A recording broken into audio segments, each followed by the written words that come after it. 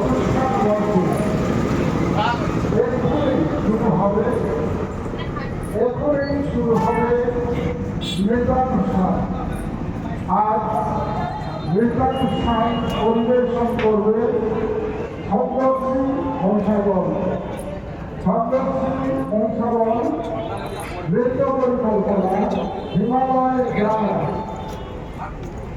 আজ 5 মিনিটের মধ্যে আমরা শুরু করতে চলেছি।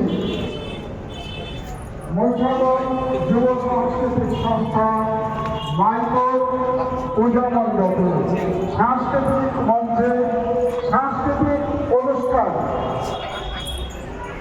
এদিকে আস্তে আস্তে দর্শনার্থীরা মঞ্চে প্রবেশ করছেন প্রতিমা দর্শনের জন্য। সামনে ফেরা দেওয়া হয়েছে, আপনারা বসুন। এখনই 5 মিনিটের মধ্যে আমাদের অনুষ্ঠান